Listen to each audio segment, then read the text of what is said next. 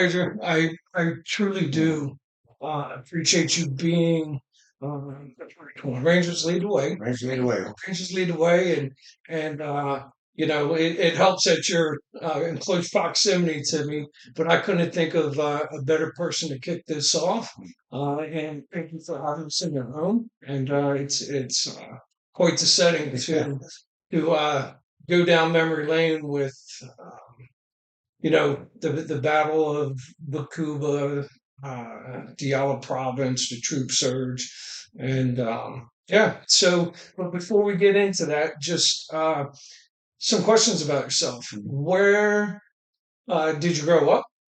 What did you do growing up? What your mom and dad do? Yeah, let me know a little bit about Donfeld. All right. Well, I was born in Wilkinsburg, Pennsylvania, which is a suburb, if you will, of Pittsburgh. Back then known as the City of Churches.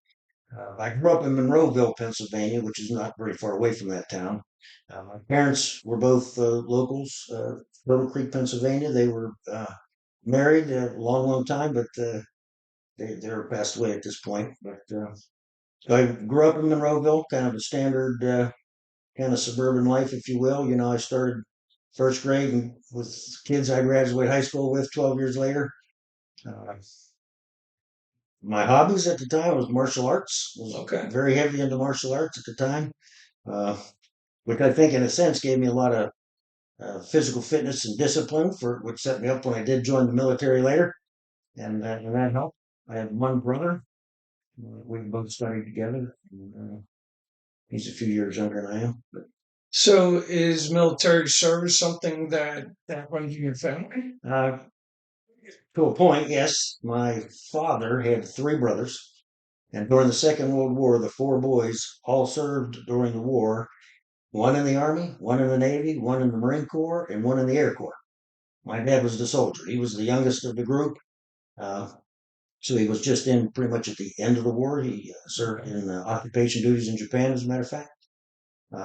So there's a history there, but there wasn't, a lot of brothers and sisters and aunts and uncles currently, in the Army. Was your uncles and your father's service, was that something that drove you to join the Army? It probably did, in a way.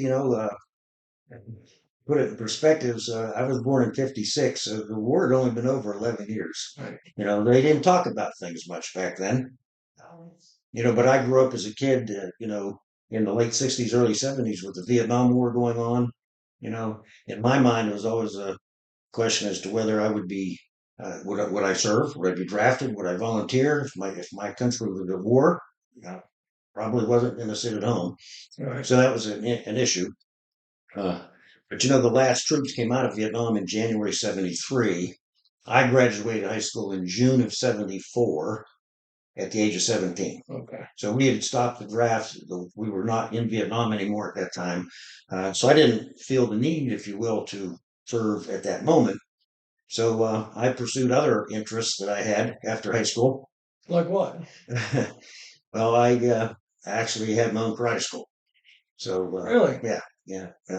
I was a student at school. I ended up as an instructor at that school a few years later. The school closed down, and one of my students' fathers opened a school for me to run so that his son would be able to take lessons. Really? So for about 4 years, I did that. But I wasn't a very good businessman, so it didn't pan out very well. So at one point, I kind of decided to myself, I've always kind of wanted to be in the Army, and the civilian stuff's not working out very well for me, so maybe I ought to just join the service. So I was a 26-year-old E1 when I joined in 1983, and of course, your earlier question, my heroes were always the paratroopers of World War II. So when I went to the MEP station, I took the ASVAB, scored very well, and the guy said, "What do you want to do? You can do anything you want to do in the Army." I said, "I want to be a paratrooper." And he said, "That's it?" I said, "Yeah, I want infantry with guaranteed airborne option." And the first trip to the MEP station, he couldn't guarantee me airborne, so I didn't sign up. Went back to the recruiting station, and I could hear the station commander, who was this big E8 who had been a black hat in airborne school, and he said, "What do you mean he wanted to be a paratrooper and you didn't sign him up?" Are you stupid? Because get them back down to the MEP station tomorrow. So we went back down, and lo and behold, they had infantry with guaranteed airborne contracts. So I joined up and went to basic training at Harmony Church, which my little guide on up there. We're kind of proud of that, us guys that did that.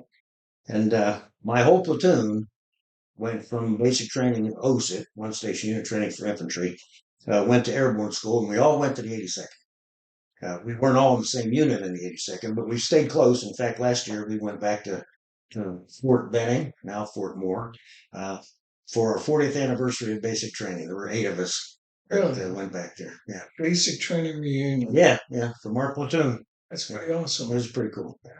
So, okay. So, how old were you when you graduated basic?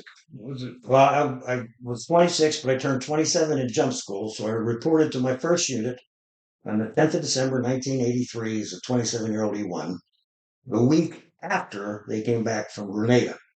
So I was the only guy in the company that didn't have a CIB or a combat badge. That sounds that sounds pretty familiar because I missed Desert Storm, or not Desert Storm, but Panama, and I showed up and same thing. Mhm. Everyone had CIBs except Private Colella. So, Yeah.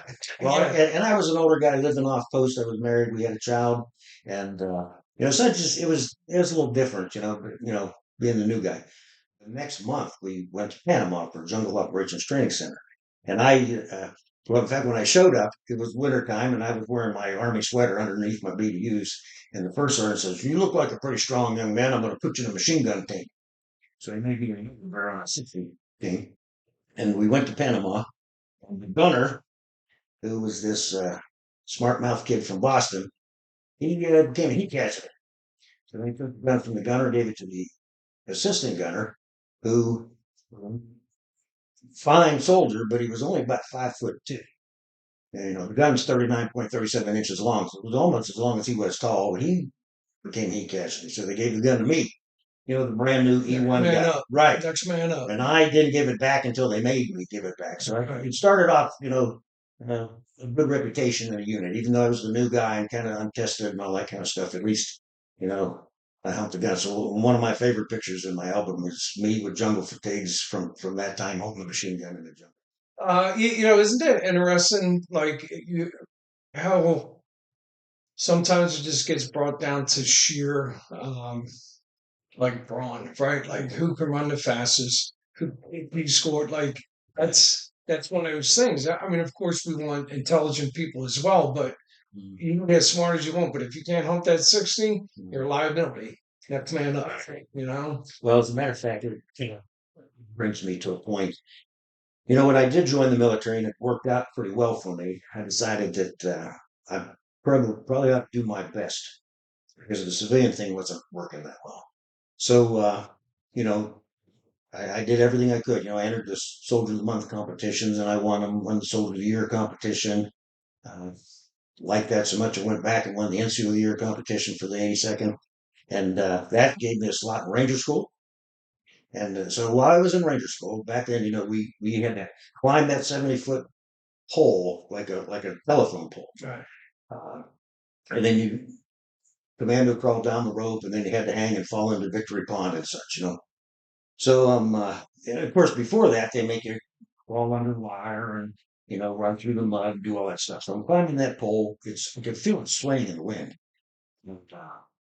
And I put my head on the pole and I think to myself, why do you do this to yourself? Nobody made you come to this school. And I kind of had an answer. I tell people it wasn't like Moses in the burning bush, but I had this answer is because I enable you to do this. So I really felt a sense of purpose after that. And in my calling, which is why I was failing at things as a civilian before I joined the military, that this is what I was supposed to do. So you mentioned Panama too. So I got to the week after Grenada, stayed here, and I went to go to be a ranger instructor in the desert phase. 5 months later, they go to Panama. 10 months later, they go to Desert Shield, Desert Storm. And I'm sitting in Utah in my living room. Right. And I want to get in the fight. Yeah, so then I go back to the 82nd. And we're mustered and we're going to Haiti. We got 66 airplanes in the air already. 80. What year? 94, September 94. Okay. Oh, And okay. Yeah. and at the time, former President Carter and I believe Sam Nunn and I'm not sure if it was Jesse Jackson or someone else with him, and they were down there talking to Aristide, the dictator. And they basically, I think, told them, look, you can give this up because everybody said you should, or they're going to take it from you and on our way. And so planes were turned around and we didn't go. The 10th Mountain had already been offshore. They went in to do peacekeeping operations. And so I didn't get that operation either. So then I go to the 1st Ranger Battalion for 3 years. Don't deploy anywhere there. Go to the Sergeant's Major Academy. Take an exchange position in the Netherlands. September 11th occurs. I was in my office in the Netherlands at the Dutch NCO Academy, and a Dutch major came running in and said, America is on fire. America is on fire. I said, so what are you talking about? They've attacked New York. So we went downstairs where they had a television, and I saw the images of the plane sitting in the towers and stuff. I can remember the intersection I was at when the towers fell down.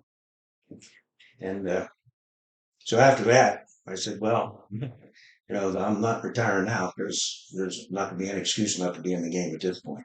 So how many years was that now of service? At that point, I guess about 21. 21 years. 21 years, missed out on Grenada, Panama, Haiti, Desert Storm, Mogadishu, right?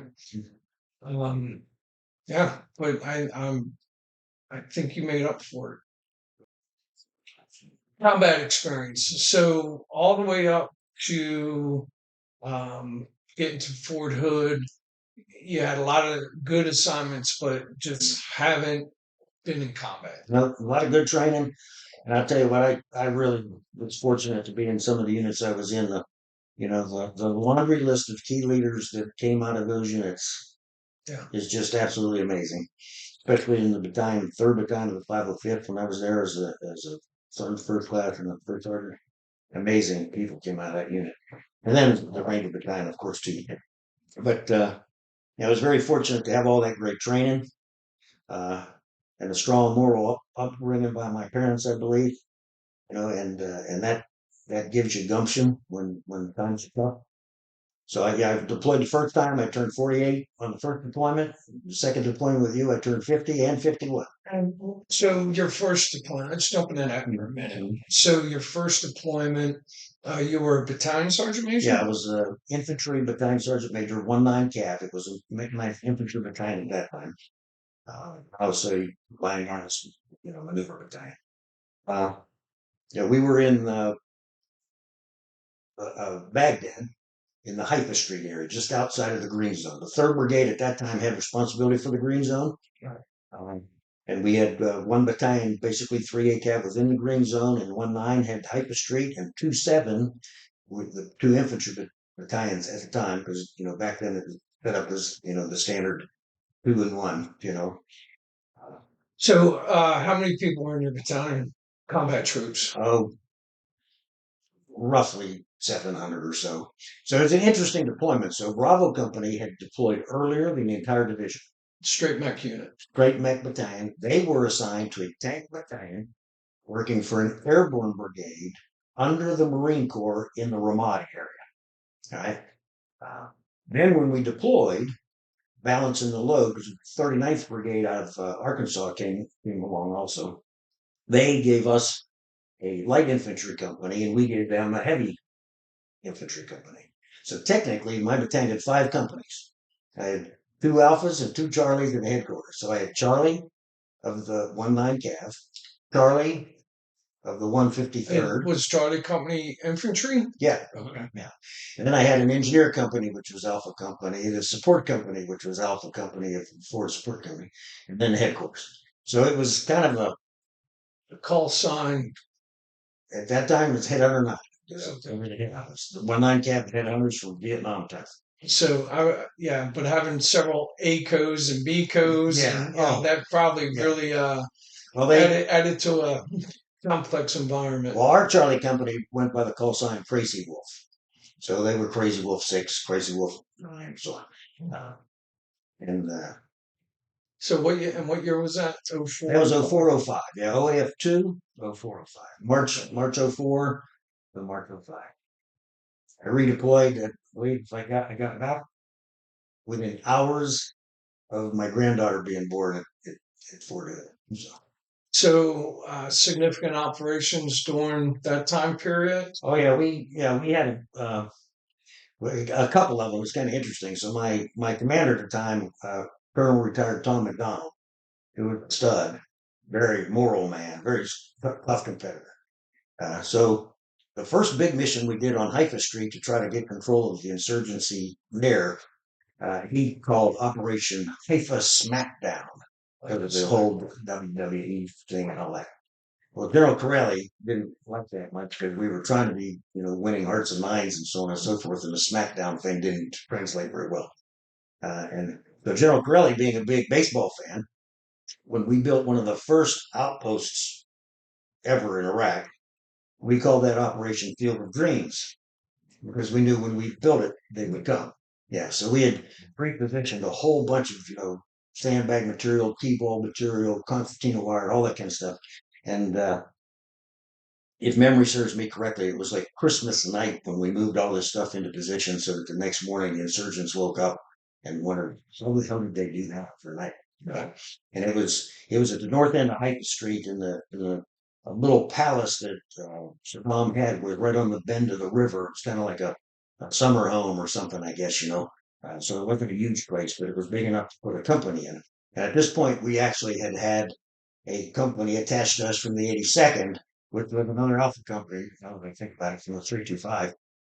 And so because they were, again, an airborne company, they didn't even have a very strong up armor Humvee at that point. So we put them in that outpost, and they conducted a lot of its amount of operations in the area there, where we had found significant caches and other things. What was the big threat there? IED, direct fire, direct fire, and hand grenades. hand grenades. Yeah. So I'm glad you asked me that question because we would normally go to the brigade headquarters every Friday for a meeting with the different battalion leadership and the staff and all that kind of stuff. And I was sitting there one day with then Colonel Murray, who retired as the Futures Command commander. As I told you, I've been around some great leaders. And I'm sitting there, in the units running back and forth to Camp Liberty. Their big threat was IEDs. The units in the green zone, their big threat was artillery fire and mortar fire. 2-7 fought in Najaf and Fallujah. They're direct fire actions. And we're on Haifa Street with places we called Grenade Alley and Purple Heart Lane. Because they would literally, because it was an old part of the city. There were some high rises there, but there was a lot of smaller buildings, alleys. And the insurgents would see you coming up an alley, throw a hand grenade down the alley, and then run that way. So they're totally out of your sector of fire at that point. And in the meantime, you have a very narrow alley between the buildings, not much place to dodge or to dive to. So we had significant casualties from those kind of things. I just remember seeing one day, everybody's in this brigade's threat's different. Very interesting. Yeah, and the insurgents, right? Like they'll figure out the right tool for the job, right? They're like make TC, right? Train dictates. Yeah, they're definitely, I think a lot of people don't give them as much credit. They're not just a bunch of dudes running around with sandals and AK-47. No. So they are like the EMP is a perfect example. Explosively formed projectile. Copper plates that basically became an RPG warhead when it exploded behind them. The very rudimentary shaped charge. Yeah. Go through the most up armored Humvee as our friend Colonel Parkson does, and so they, like you said, they adapt very well. But I will say one thing, thinking of that, when we held the first elections in Iraq, and everybody was on pins and needles as to what was going to happen. I remember telling my troops, I said, you know what, they're not so bad. We had 9,000 polling stations in a country with 25 million people, and there was only like 27 people killed.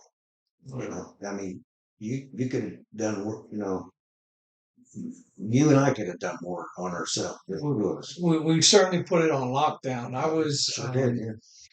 so the enemy that you were engaged with in the Jaffa area, was that Shia? Well, I wasn't in the job. It was 2-7 Cavalry. Oh, I'm sorry, 2-7. Yeah.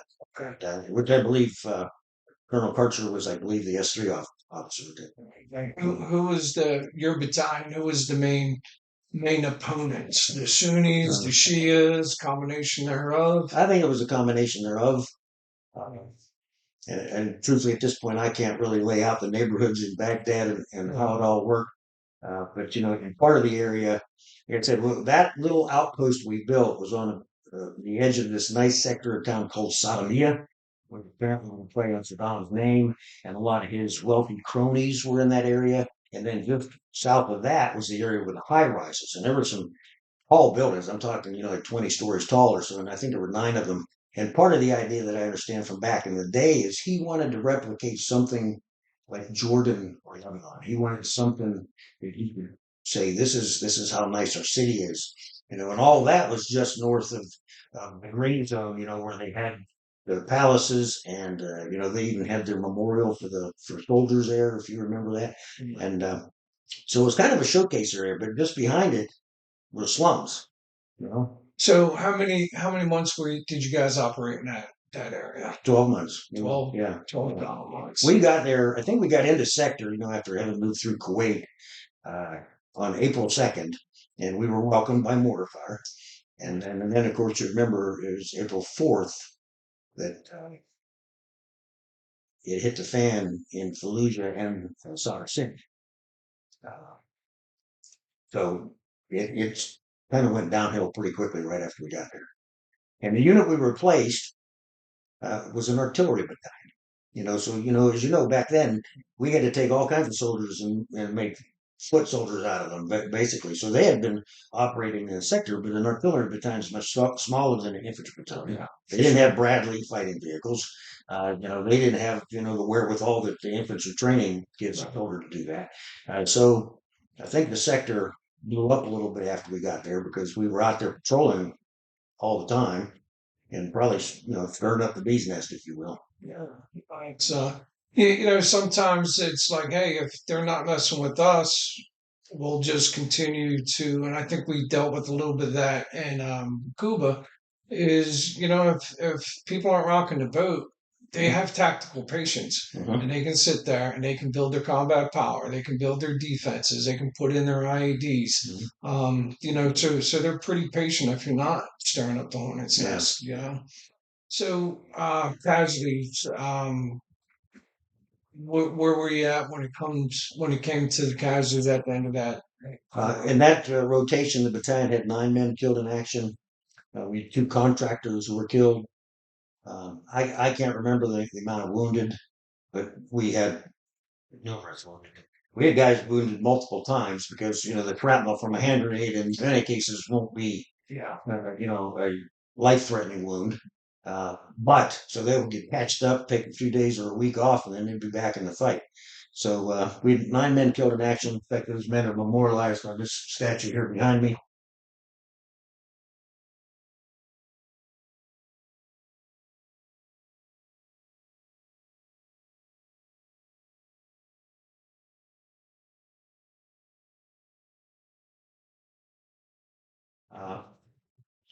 And it was pretty challenging because it was kind of new to the units at that point. And when I think Desert Shield, Desert Storm kind of spoiled America. We went in there in 100 hours of actual ground combat with about 300 men killed in action, I believe. And America got spoiled with the fact that we shouldn't have casualties anymore. And you and I found out on the second rotation during the surge, that's not true. Yeah, it's going to happen. So when you guys rolled into sector on your first deployment, Did the unit that you guys rip out with, um, did they sustain a lot of casualties as well? Uh, I don't know their casualty count before we got there, but unfortunately, they were also extended during that time frame. In fact, if I remember correctly, did you deployed from Korea, correct?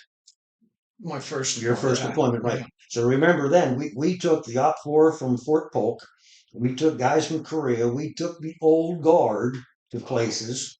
Okay, so at one of those times, the unit that I replaced was actually sent to another sector, and in one week afterwards, they had either 6 or 9 men killed in a VVID explosion, and which was probably more men than they had killed during the time in the sector, but it hit some of our folks, like even our translators, okay, because they had worked with that unit for a long time, and the one fellow that was killed was their fourth protection NCO, and so they knew this guy pretty well, so he actually took them up pretty bad that they left, and it happened to their unit right afterwards.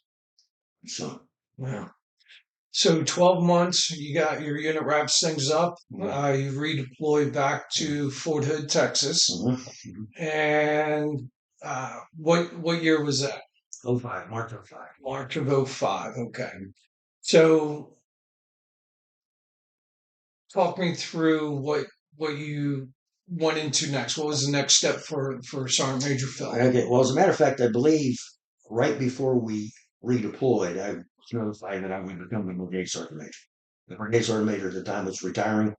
So I was very excited to take over the only infantry brigade on Fort Hood, which then became a heavy brigade combat team because we went through modularity and things changed a little bit, but that's okay. Uh, so I went to the brigade in July. We kind of came back from at the battalion, uh, which is actually there's a story there because I know you want to hear a little bit about redeployments and all that kind of stuff. We came back and we had a long weekend, off of Cooper Field. We were given a 4-day pass, and I memory serves me correctly, it was Easter, and we had a fellow that went to Louisiana to go home to see his family, and he was killed on Easter Sunday morning on an ATV in his mother's front yard. Then we did our 2 weeks of, you know, reprocessing or whatever, 30-day leave. Had a man go back to Ohio, get drunk with his buddy, and on a lonely country road at a T intersection, they hit a tree. He died. This fella, they had named a breach technique after him. He was a big boy. You want a door kicked down? Call him. He'll knock the door down. And at this point, okay, now we're back. We haven't even got back to work really, and we lost 2 more soldiers. Yeah, that's tough. I mean, it's tough to lose them in combat. That's part of the job. Uh, Losing them in garrison environment, not part of the job. That's not part of the job. The Okay, so you guys come back, go on leave. What happens to the unit? So you get put on notice. You're coming to Third Brigade, So First Cav. Did you know Colonel Sutherland was the brigade commander at I the time? well, not at first. I knew he was coming in, and I sort of searched his bio. I says, "Yeah, that's the same David Sutherland that used to be a lieutenant. He wasn't my platoon leader. He was in one of the other platoons." And so he remembered me. I won the Super of the Year competition, so he knew who I was. And I said, "Well, sir, I remember you too." I said, "You used to play bagpipe music in your CP." Because he had a whole set player or whatever, and he played bagpipes. And he laughed because he said, "You remember that?" I said, "Yeah, I remember that." So we took over the same day as on the parade field there, and then we went through like an 18-month train up period before we were redeployed. We were very fortunate to have done because we had a lot of gunneries, of course. We had what we call the brigade 6 lanes, situational training exercises. The Yes, sir. What year was that? That was '05, July '05. July 2005. Yeah, so as I said, we went into about an 18-month train up period, which was great.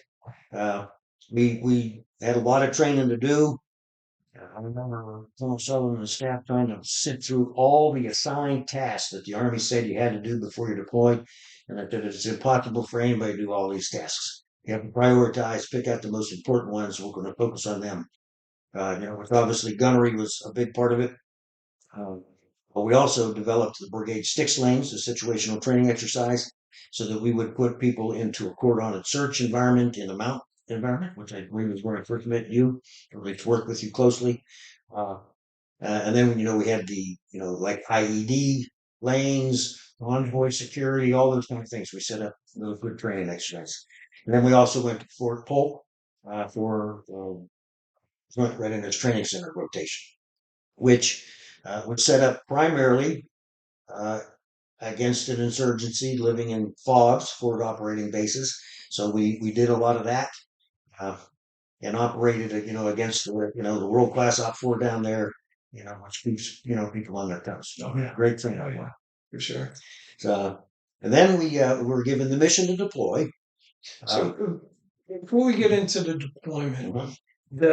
the train up. So your first deployment, did you guys operate in your Bradleys at all? We left the FOB every day in the Bradley. Yes. Okay. Because again, it was, our threat mostly was dismounted hand grenade firefight kind of things, but there were IEDs all over the place, and you couldn't count on that. So we did roll in the Bradleys, and again, it was very, very early, and we did have an Arkansas light infantry company, so we learned how to use hillbilly armor, and they called it, and they would just kind of use some, ad hoc, Yankee ingenuity, and put all that stuff together and try to make it safe, which in some cases didn't, but whatever.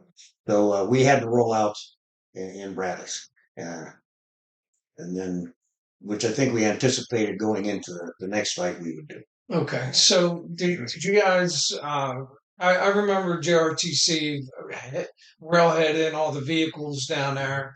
JRTC is not really a place that's accustomed to heavy armor, right? Usually it's light fighters that go out there and train, wasn't it? Yes, it was designed for. Yeah. So, but in typical Army fashion, we made the best of it, right?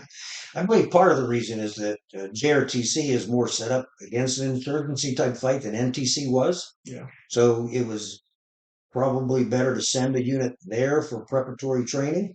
And then they modified NTC, over time to do that. And then now we've gone back to large scale combat operations at NTC. But so we didn't really complain about going to JRTC, even though it's not set up for heavy team. But I'll say one thing too. I'm very proud of the Gray Wolves from that time, because I believe we were probably one of the most disciplined brigades in the United States Army. And it was that's the way I was raised. That's the way you operated. You followed your SOPs, you followed your instructions, and you did what you're supposed to do. I remember when we rolled out of North Fort Polk to go to the box. It was, like 1,300. We're lining up all the vehicles and all this stuff. And I started at the first vehicle, and I asked him, "Where are your knots?" And they, "Well, they're in my rucksack." "Where's your rucksack?" "Well, it's in the back of the truck." "Why?" And they kind of look around and like, "Well, it's 1,300. It's daylight." And I said, "Well, you know what happened on October 3rd in Mogadishu?" Yeah. "Yeah, that was a daylight raid too. Turned into a nighttime mission." I said, "We have to learn from our past. We have to learn from things that should have been done differently. Whether it's us, our unit doing it, or somebody else's unit. That's what we do after action reviews for. Yeah. All right. So lessons learned is you need to have those nods around your neck, tied off, and ready to insert, into the clip on your helmet, because this could go south. We're moving into an insurgency type environment." Yeah. And you could get ambushed anywhere along the way. So I think we capitalized on that well. And if I would say, so you came to the brigade, because if I remember correctly, it's a promotable E7, right? I didn't have a first sergeant position available for you at that time, so you were in the free shop. And in fact, you mentioned our dear friend Colonel Posnick. I think he was the OSC and you were the NCOIC at the training we did at the Mount site. Sure. And so going battlefield circulation, as the brigade sergeant major, I go over there to observe the units and what they're doing. And I must say, there were some medics doing some fantastic training. I remember they were, in the Mount site, they had come under fire, and there was a guy in the second story. The medics ran up there with a backboard and a litter, and in a few minutes, they were carrying this guy down the steps on the outside of the building on a stretcher, on a backboard with a neck brace, while another medic was ventilating him at the same time. And I was like, "Oh my God, what a great example of training!" Because when you and I both started in the Army, we had one little first aid pouch that hung upside down on your LCE, right? And if it was a sucking chest wound, you waited till he inhaled, and then you wrapped the shit around him, and hopefully you got him out of there, to a good medic. But we've made so many advances in that. But anyway, then you led the AAR for those guys in the Mount St. And you led that AAR, and you talked with your vast experience on a Bradley and in the infantry and so on and so forth about the load plans and the pre-combat checks, pre-combat inspections and rehearsals and all those kind of things. And I remember standing back there watching you, and I'm thinking, yeah, as soon as the first army position opened, he's getting it. And we had one come open under not the best circumstances, and there you go. Yeah. So, what was the brigade strength when you guys went to JRTC?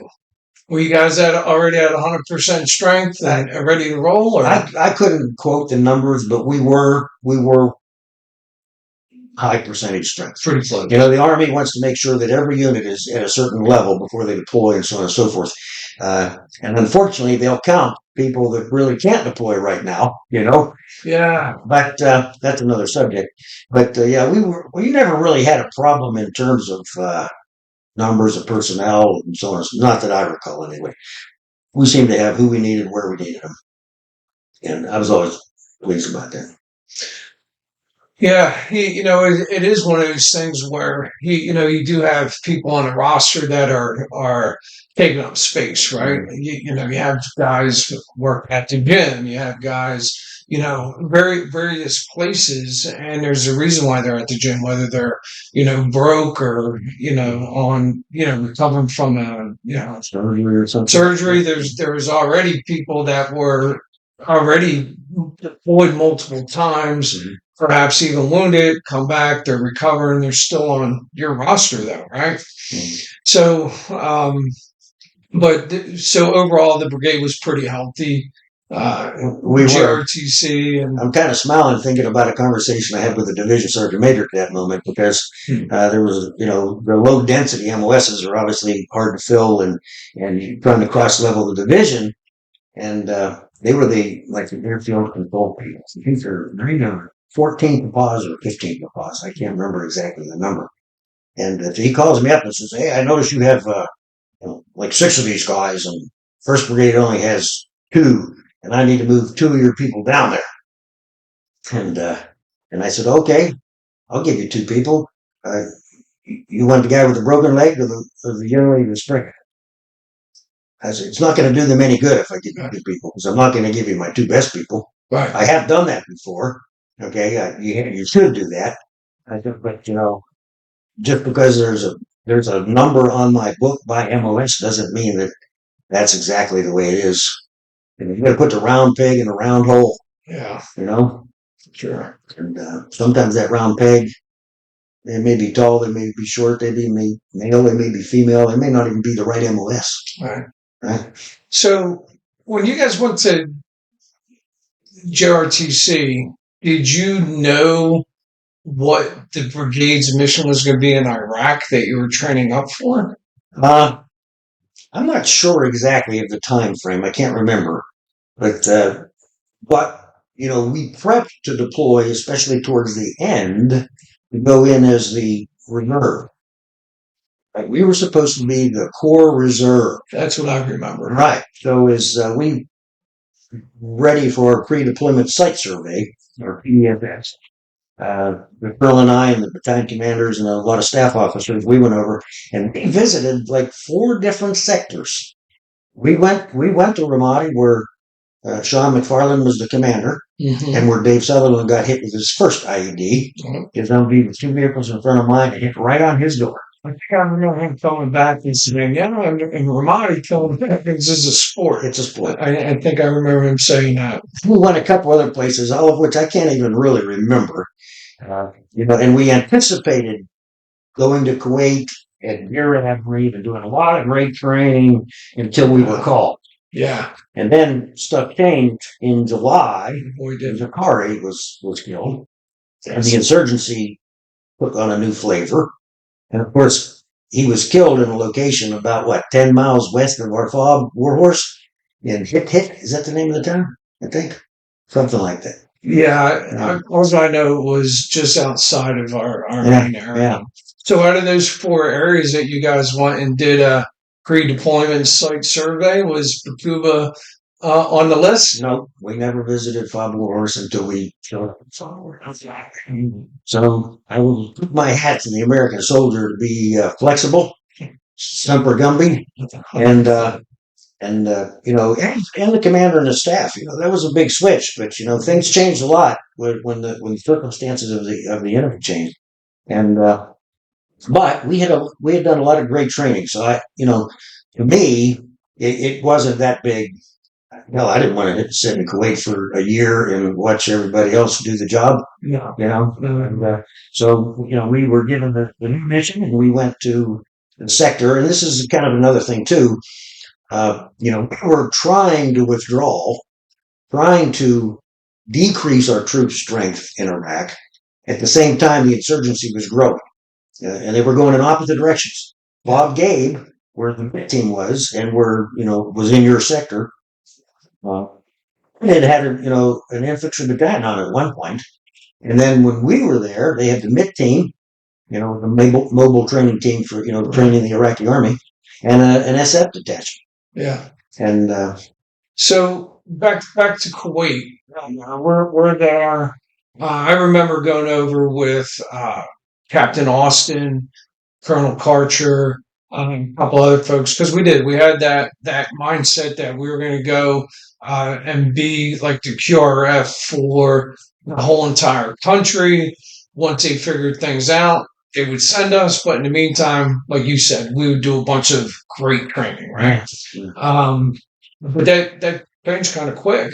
Yeah. And from what I remember, was probably within 3 weeks, because I went over as the brigade master gunner, and it was one of those things that we were going to set up all the ranges and do all the training and have everything in place. But before the main body of the brigade showed up, that mission had already changed. It was like, hey, we're going to go into the Diyala Province, which I never heard of. So did you hear about this shift before you hit the ground, or back at Fort Hood, or was that hey, welcome to Kuwait? Change of mission. I'm sorry, I don't think I can quite remember when I heard about it, but I do know that the guys like you that were already there did not remember. And so yeah, I can't really remember when that happened. But and I don't know if it's old age or just 30 years where there's all that stuff rolled into one. I can't remember that date. But we did get there and do some great training.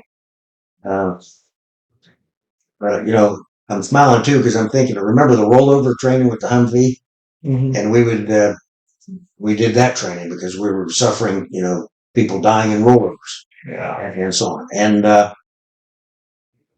so we get there and we did it as a crew, which was good. So you had your gunner, you had the TC, the driver, and the medic, or whoever was in your back seat, and so on. And then they practiced rolling us over. And when we got out of there, the soldiers had these big smiles, high fives, and it's kind of the moment I realized, that's probably the most hula thing any of these young soldiers have done. They didn't spend 16 straight years jumping out of airplanes and rowing rubber boats through the ocean, up the rivers, and all that crazy stuff that we've done. Rappelling and all these other things. To me, some of those things that people don't want you to do because they're not on your mental task list. Right. Those are the things that build the confidence and build the cohesiveness and build the teamwork. 100%. And sometimes you got to color outside the lines. You do. once devised this training program I wanted to put people through for a week, and nobody bought off on it because it really didn't address, mission essential task list stuff. Yeah. But it was all the kind of stuff that I like, even ground proof. Okay. All right. In fact, now that I think about it, I remember I was in the command post watching the video feed of you trying to save a man who was drowning. He was the driver of the Bradley that rolled into the canal, right? Yeah. Yeah. Yep. And I'll tell you what, I can't, I can't tell you how proud I am of you for doing that. I'm sitting there in the command post saying that's the first sergeant trying to do that. Yeah. And so there again, you know, those kind of things pay dividends. In the end, the training that good non-commissioned officers put their troops through. That's right.